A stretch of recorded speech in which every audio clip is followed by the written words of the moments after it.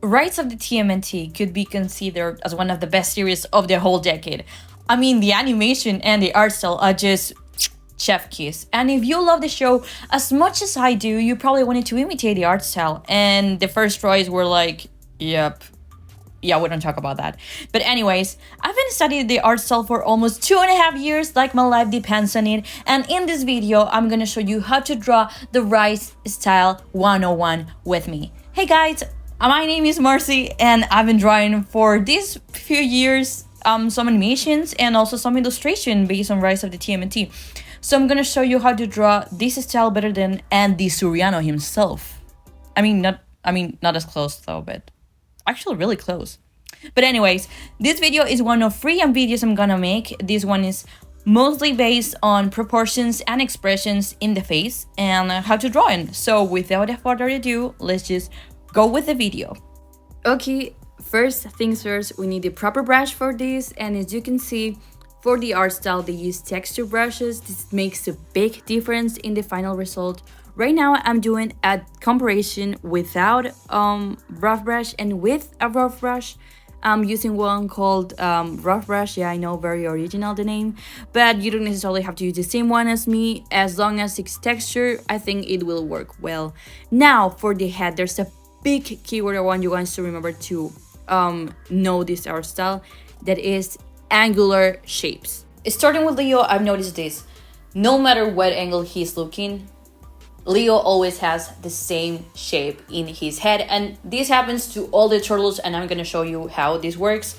Basically, when we're doing like drawing him, there's a specific shape that appears in all the turtles, and it's like doing a house, like the top part of the house, and then a trapezoid in the bottom.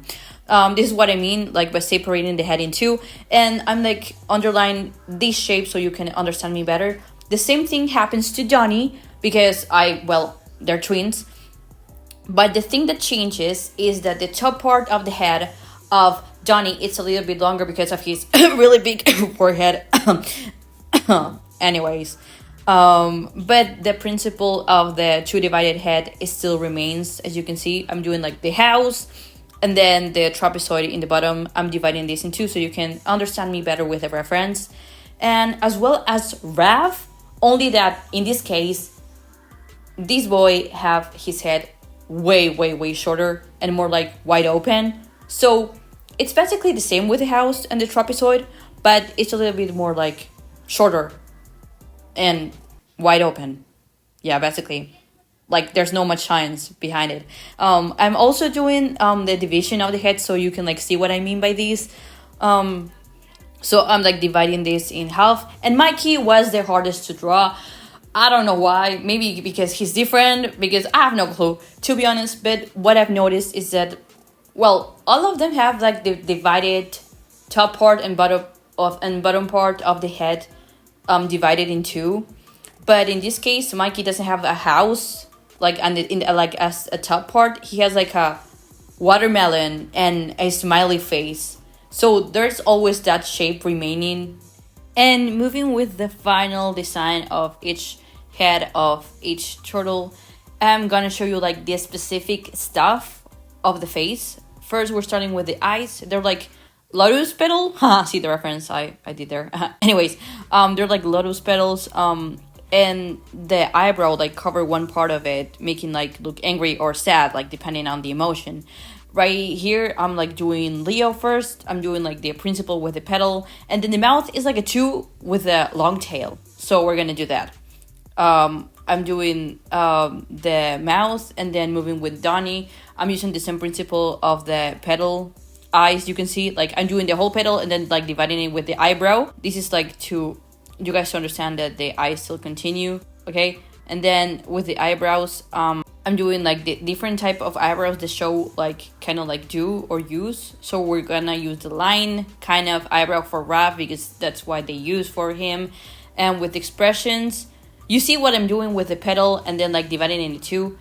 And also when like they're angry or like show any kind of emotion, they do like another like small line to make like the expression look a bit more like exaggerated. So the lines of action in the face will make that happen. And here we have the final designs. Now moving on with the humans, Normally what I've seen in the characters that appear most on the show, they use the same base. So right now I'm choosing right here April, Kendra, and Sunita to make that example that you can make different characters with the same base. Of course there are exceptions, like for example Casey. Also in that one prom episode there were like a different kind of heads. So it varies like the proportions they have, with the eyes or with the eyebrows or even the head shape.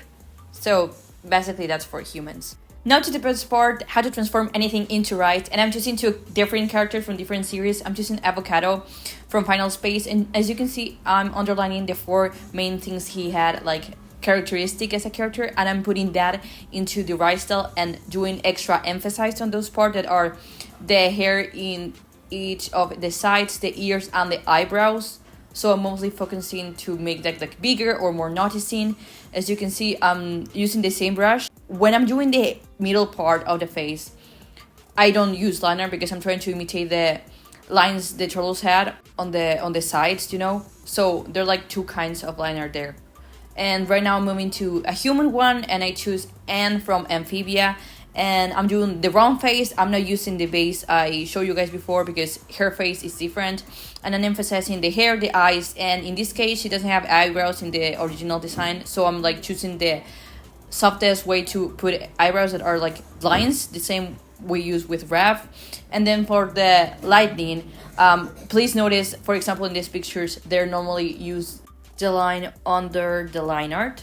So basically I'm applying that type of rim light here in both of the pictures. Something I want you guys to point out is that this can vary the color between the atmosphere they're in different kind of scenarios depending on the show.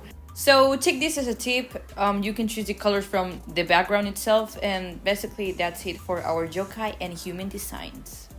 You can also have some reference of characters you want to incorporate the elements in your creation or your OC. I really suggest you guys to do that. And now for the moment everyone was waiting for, the activity for the session. For this homework you have to do two expressions of a character of your choice. You can choose any kind of movie or real life action, but of course doesn't have to be from the show of Rice. And also you have to make two expressions minimum of this character. You can do more.